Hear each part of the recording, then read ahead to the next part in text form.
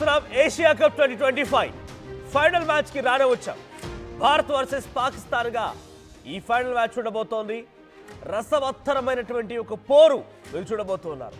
అయితే ఫైనల్ కి చేరుకునే ముందు ఇండియా టీం కు ఒక బిగ్ షాక్ తగిలింది. డేంజరస్ బ్యాట్స్మెన్ అత్యధికంగా ఈ లీగ్ లో స్కోర్ చేసినటువంటి అభిషేక్ శర్మకి గాయాలయ్యాయట. ఆ తర్వాత ఆల్రౌండర్ హార్దిక్ పాండ్యాకి కూడా గాయాలయ్యాయి. శ్రీలంకతో జరిగినటువంటి మ్యాచ్లోనే అభిషేక్ గాయమైంది. ఆయన ఫీల్డింగ్ కూడా దూరంగా ఉన్నారు, నా ఫీల్డింగ్ కూడా చేయలేదు.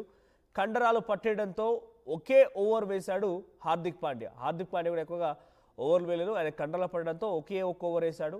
సో అభిషేక్ అండ్ పాండ్యాలు ఇద్దరు దూరం అయితే పరిస్థితి ఏంటి?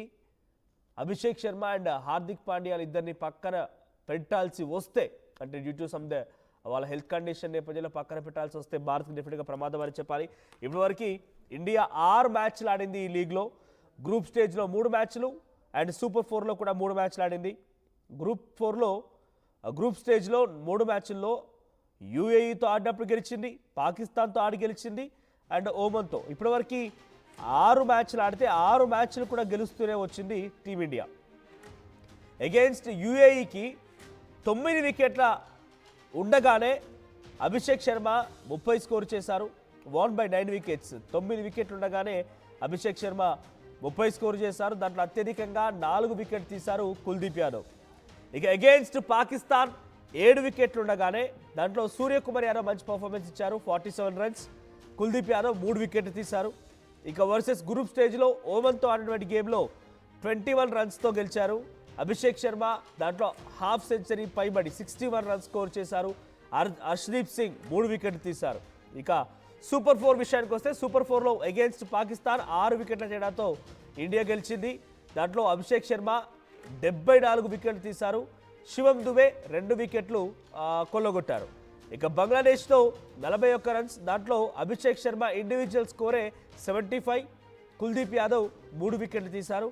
ఇక శ్రీలంకతో నిన్న జరిగినటువంటి మ్యాచ్లో అభిషేక్ శర్మ 61 స్కోర్ చేశారు. సో మొత్తంగా ఈ లీగ్ మొత్తానికి కలిపి 309 స్కోర్లు ఆయన పరుగులు తీశారు అభిషేక్ శర్మ.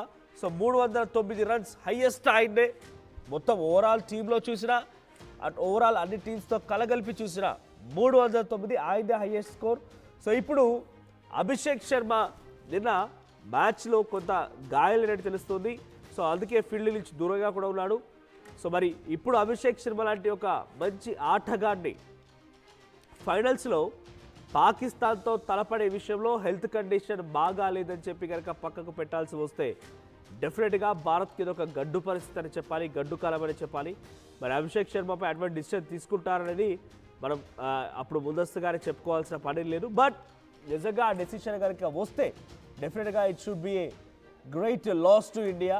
ఒక గొప్ప లాస్ అయితే డెఫినెట్గా నమోదయ్యే అవకాశం ఉంది.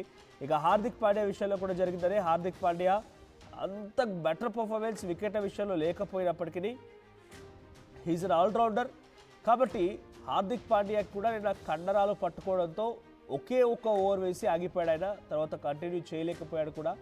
సో ఈ నేపథ్యంలో హార్దిక్ పాండ్యా అండ్ అభిషేక్ శర్మ ఇద్దరు కూడా మంచి ఆటగాళ్ళు, ఒకరు ఆల్రౌండర్ అయితే ఇంకొకరేమో బ్యాట్స్మెన్. సో ఇద్దరికి గాయాలైపోయాయి. రేపు పాకిస్తాన్తో మ్యాచ్ ఉంది. మరి పాకిస్తాన్తో మ్యాచ్లో ఏం చేస్తారో చూడాల్సిన అవసరం కూడా ఉంది. మరోవైపుగా పాకిస్తాన్తో ఫైనల్ మ్యాచ్ అంటేనే చాలా ఉత్కంఠమైనటువంటి రసవత్తర పోరు జరిగే అవకాశం కూడా ఉంది. ఇప్పటికే పాకిస్తాన్కి షేక్ హ్యాండ్ ఇవ్వలేదని చెప్పి ఆ పిచ్చి మీద వాళ్ళు చచ్చిపోతూ ఉన్నారు. ఈ నేపథ్యంలో మరోసారి చెంప చెల్లు మనిపించేందుకు భారత్ సిద్ధంగా కూడా ఉంది. చెంప చెల్లు మనిపించి మళ్ళీ భారత్కు సంబంధించిన విషయంలో పాకిస్తాన్ చెంప చెల్లు మనిపించి మరోసారి ఇండియా విజయకేతనం ఎగరేయబోతుందని మాత్రం చాలా సుస్పష్టంగా అర్థమవుతోంది. సో భారత్ ఈసారి ఫైనల్లో తప్పకుండా గెలిచే అవకాశం కూడా ఉంది. ఇక్కడ రవికాంత్ సింగం కామెంట్ చేశారు, జై భారత్ జై శ్రీరామ్ అని. తర్వాత అబి అలాన్ రిపోర్ట్ దిస్ ఛానల్ అంటున్నారు, యూ గైస్ ఆర్ మిస్లీడింగ్. మీకేవో కొన్ని తప్పుడు కథనాలు చూసి మీరు తప్పుదారి పడుతూ ఉన్నారు. This exactly had happened. నిన్న మీరు మ్యాచ్ కనుక చూస్తుంటే ఈ మాట మీరు మాట్లాడకపోయి ఉండేవారు. నిన్న జరిగిన మ్యాచ్లో అభిషేక్ శర్మ ఫీల్డింగ్ చేయలేదు, గాయాలయ్యాయంట. హార్దిక్ పాండ్యా సింగిల్ ఓవర్ మాత్రమే వేశారు, ఆయనకి కండరాలు పట్టేశాయట. సో ఈ సిచ్యువేషన్లో అభిషేక్ అండ్ హార్దిక్ పాండ్యాని ఇద్దరిని కనుక ఇండియా టీం పక్కన పెట్టాల్సి వస్తే డెఫినెట్గా ఇట్స్ అ బిగ్గెస్ట్ లాస్. మరి అగేన్స్ట్ పాకిస్తాన్లో వీరిద్దరు తలపడతారా, వాళ్ళ ప్రతిభని కనబరుస్తారా, పాకిస్తాన్ని మళ్ళా చెల్లు మరిపించేలా వీరిద్దరు పర్ఫార్మెన్స్ ఉంటుందా అనేది చూడాల్సిన అవసరం అవుతుంది. As of no no official information anything from BCCI నుంచి కానివ్వండి, అటు ఐసీసీ నుంచి కానివ్వండి, ఎటువంటి అఫీషియల్ ఇన్ఫర్మేషన్ కూడా లేదు. వీరిద్దరు మ్యాచ్లో ఉంటారని కానీ ఉండరు అని కానీ ఎటువంటి అఫీషియల్ ఇన్ఫర్మేషన్ లేనందున మనం కన్ఫర్మ్ చేయలేకపోతున్నాం. బట్ గాయాల పాలయ్యారు కాబట్టి ఈ గాయాల నుంచి వారిద్దరికి ఉపశమన రెస్ట్ అవసరం అని చెప్పి మనం పక్కన పెడతారనేది కూడా అనుమానాలు వ్యక్తం అవుతున్నాయి. సో ఇప్పటివరకు ఆడిన మ్యాచెస్లో అటు Abhishek Sharma the leading score 3.9 runs in 6 matches. ప్రతి మ్యాచ్లో కూడా మినిమం ఫస్ట్ మ్యాచ్లో 30 స్కోర్ చేశారు, అప్పటికే ఆ మ్యాచ్ గెలుపొందారు.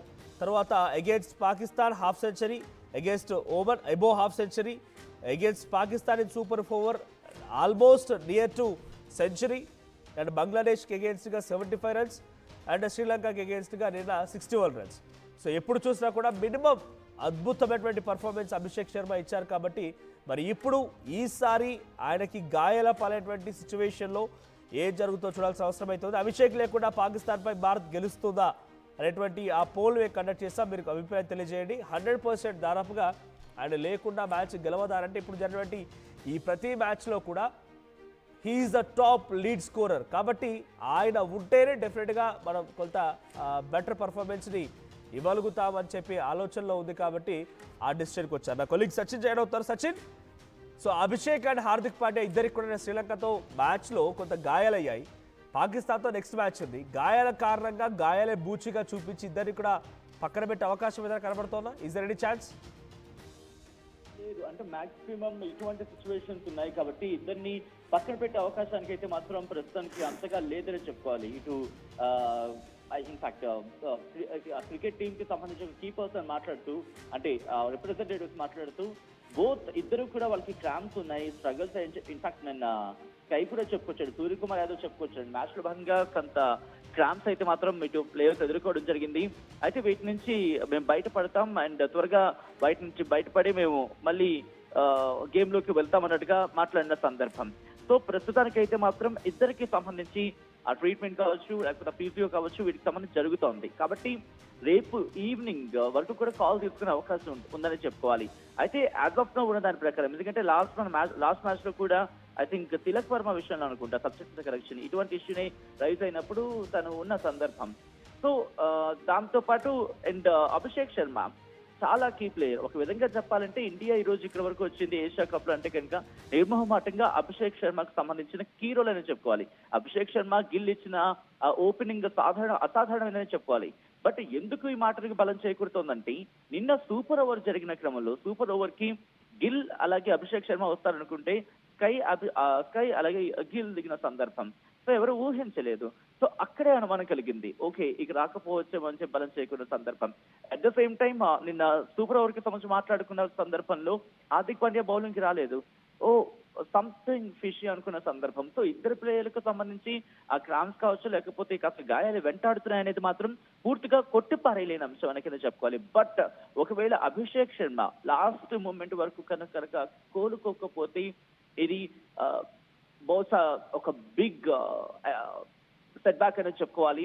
ఎందుకంటే చాలా కీ ప్లేయర్. కానీ ఇంట్రెస్టింగ్ గా మనోజ్ ఏంటంటే బౌలింగ్ విషయంలో ఒకవేళ హార్దిక్ పాండ్యా కనుక లేకపోయినా రీప్లేస్మెంట్, ఎందుకంటే బుమ్రా లాస్ట్ మ్యాచ్